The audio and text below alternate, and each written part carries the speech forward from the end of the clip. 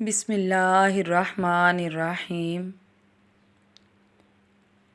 جب کوئی راستہ نظر نہیں آتا، ہر طرف سے انسان مایوس ہو کر پھر اللہ تعالیٰ کی ذات پر بھروسہ کرے، یہی اصل ایمان ہے۔ ہم اپنے ایمان میں کس قدر پختہ ہیں، آج کی اس ویڈیو میں جانیں گے۔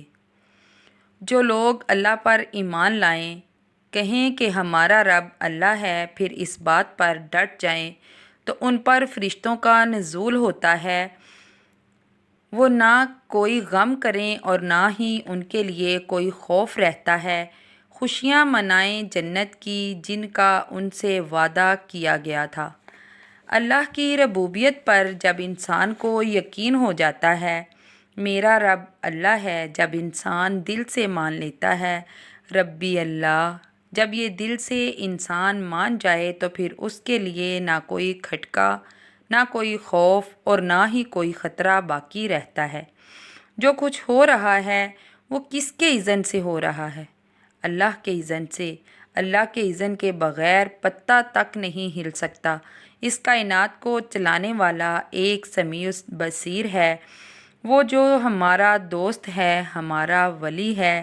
اللہ اہل ایمان کا ولی ہے، ساتھی ہے، پشت پناہ ہے، حمایتی ہے، مددگار ہے۔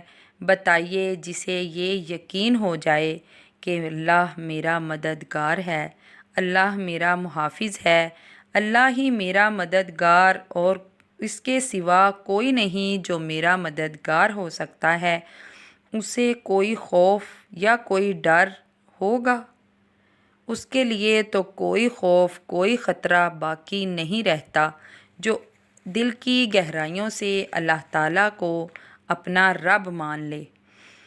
اس کی ایک چھوٹی سی مثال گاؤں سے لیتے ہیں کہ کوئی ایک بڑا چودھری ہے اور کوئی غریب کسان ہے۔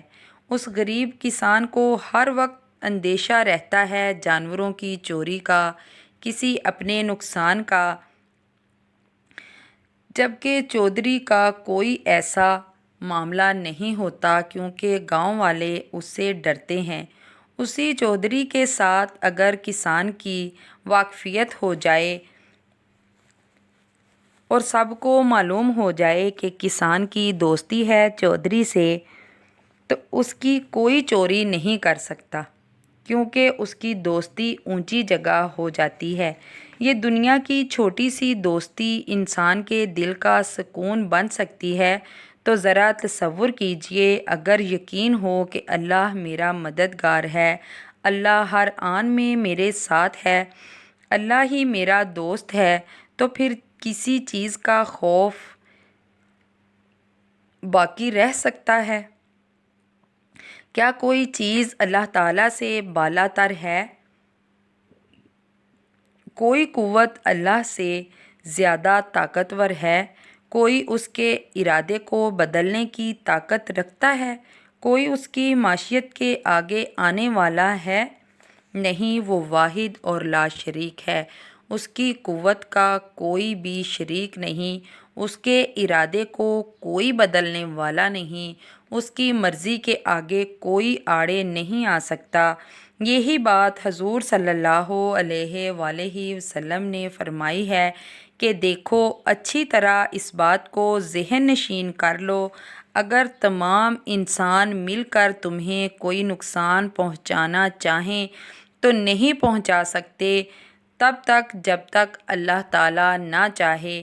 جو کچھ اللہ نے لکھ دیا ہو اس کے علاوہ تمہیں کوئی کسی قسم کا نقصان نہیں پہنچا سکتا، اور اگر تمام انسان مل کر تمہیں کوئی فائدہ پہنچانا چاہیں تو نہیں پہنچا سکتے جب تک اللہ تعالیٰ نہ چاہے۔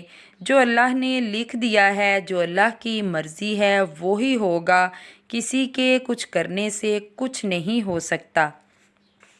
اس بات پر خود ہی غور کریں، اگر اس حدیث پر ہمارا دل جھک جائے تو کسی سے کوئی خوف باقی رہ جاتا ہے؟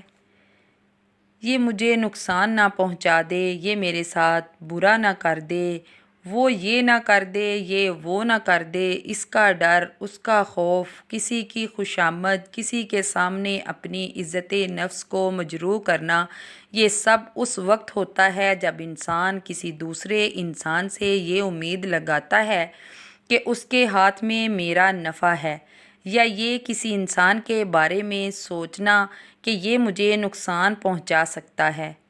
اسی چیز کا نام شرک ہے۔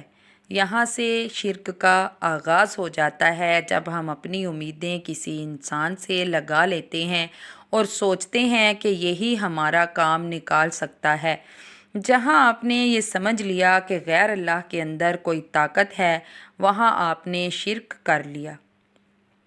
شیخ عبد القادر جیلانی نے اپنے بیٹے کو وصیت کی تھی، اے میرے بچے، اس حقیقت کو ذہن نشین کر لو، اس کائنات میں نہ کوئی فاعلی حقیقی ہے اور نہ ہی کوئی مؤثر حقیقی ہے۔ کسی شے میں کوئی تاثیر نہیں اگر اللہ تعالیٰ نہ چاہے۔ زہر مار نہیں سکتا اگر اللہ نہ چاہے۔ پانی ڈبو نہیں سکتا اگر اللہ نہ چاہے۔ آگ جلا نہیں سکتی اگر اللہ تعالیٰ نہ چاہے۔ کوئی چیز فائدہ نہیں پہنچا سکتی اگر اللہ تعالیٰ نہ چاہے۔ پھر کیوں در در پر سر جھکاتے ہو؟ سب کے سامنے کیوں ہاتھ پھیلاتے ہو؟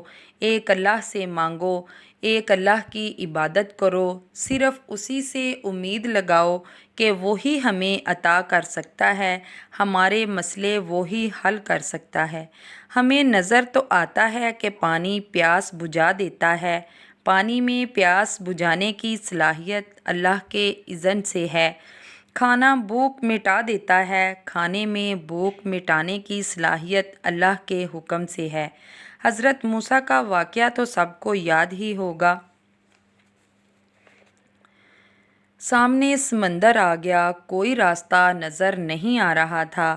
قوم نے پیچھے مڑ کر دیکھا کہ فرعون اپنے لشکر سمیت آ گیا ہے۔ قوم کہنے لگی، اے موسیٰ، اب ہم پکڑے گئے۔ تو موسیٰ نے جواب دیا، نہیں، میرے ساتھ میرا رب ہے، وہ راستہ دے گا۔ انہیں بھی کوئی راستہ نظر نہیں آ رہا تھا، لیکن اپنے اللہ پر یقین تھا کہ وہ راستہ پیدا کرنے والا ہے۔ ان کا ایمان پختہ تھا۔ راستہ نظر نہ آنے کے باوجود انہوں نے اللہ تعالیٰ پر توکل کیا۔ اسی صورت میں اللہ تعالیٰ پر یقین ہی ایمان ہے، تو اللہ تعالیٰ نے راستہ بنا دیا ان کے لیے۔ ان کا یقین، ان کا ایمان کامل تھا۔ جیب میں پیسے ہوں تو اطمینان ہے، تو یہ یقین پیسے پر ہوا، اللہ تعالیٰ پر نہیں۔ جب وسائل نظر نہ آئیں، پھر اللہ تعالیٰ پر یقین ہو کہ اللہ ہی مسبب الاسباب ہے، وہ اسباب کا پابند نہیں، وہ اسباب کا محتاج نہیں، اسباب ہی اس کے محتاج ہیں۔ اگر یہ ایمان ہے تو تمہارا ایمان اللہ پر ہے، نہیں تو تمہارا ایمان اسباب پر ہے، وسائل پر ہے۔ یہ کہہ دینا کافی نہیں کہ اللہ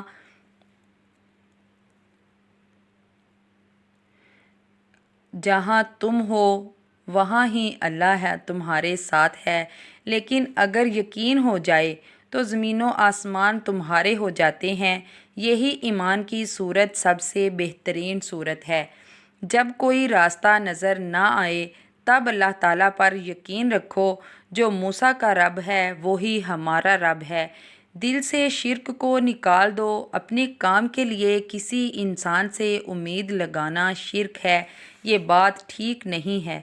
اللہ نے دنیا کے معاملات کو چلانے کے لیے ایک دوسرے سے سب کو جوڑا ہے، لیکن ایک حد سے زیادہ کسی کے بارے میں یہ سوچ لینا کہ یہی میرا کام نکلوا سکتا ہے تو یہ شرک ہو جاتا ہے۔ بس اللہ تعالیٰ پر بھروسہ رکھو اور اپنے معاملات کو خود اپنی آنکھوں سے درست ہوتے دیکھو۔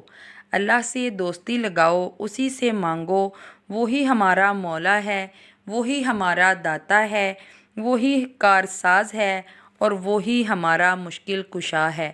اس کے سوا کوئی بابا، کوئی ڈھیری والے، کوئی ولی، کوئی بھی اس کے اذن کے بغیر ہمیں فائدہ نہیں پہنچا سکتا، ہمارے مسئلے حل نہیں کر سکتا۔ ہمارا مشکل کشا اللہ تعالیٰ کی ذات ہی ہے۔ وہی ہے جو ہماری بھلائیوں کا مالک ہے، وہی ہے جو ہماری برائیوں کا مالک ہے۔ وہ بہت ہی باریک بین ہے، وہ بہت ہی بڑا رحمان اور رحیم ہے۔ اسی کی ذات سے ہم سب کچھ پا سکتے ہیں، اسی سے مانگنے سے ہمیں سب کچھ مل سکتا ہے، ہماری زندگیاں بہتر ہو سکتی ہیں۔ اپنے ایمان کو پختہ کر کے دیکھو، اپنے ایمان کو ایمان کی اصلی حالت میں لا کر دیکھو، اللہ پر پورے بھروسے سے مانگ کر دیکھو۔ توکل میں کوئی کمی نہ ہو تو عطا میں بھی کوئی کمی نہیں ہوگی۔ اللہ تعالیٰ کی ذات ہی واحد وہ ذات ہے جو ہماری ہر پریشانی کو دور کر سکتی ہے۔ وہ اللہ ہی ہے جو ہمیں نہ ہونے پر عطا کر سکتا ہے۔ وہ اللہ تعالیٰ ہی قدرت والا ہے جو ہمیں مانگنے پر بھی عطا کر سکتا ہے اور بن مانگے بھی عطا کر سکتا ہے۔ وہ صحیح کرے یا غلط کرے اسے کوئی پوچھنے والا نہیں۔ وہ کسی کو آزمائش میں ڈالنا چاہے تو اسے کوئی روک نہیں سکتا، وہ کسی کو نوازنا چاہے تو اسے کوئی روک نہیں سکتا۔ ہر صورت ہمیں صرف اللہ تعالیٰ پر ہی بھروسہ رکھنا چاہیے، اپنے ایمان کو درست رکھنا چاہیے۔ اللہ پر اصل بھروسہ ہی ہمارا اصل ایمان ہے۔ کیسی لگی آپ کو آج کی ویڈیو؟ ملیں گے انشاءاللہ کسی اچھی ویڈیو میں، تب تک کے لیے اللہ حافظ۔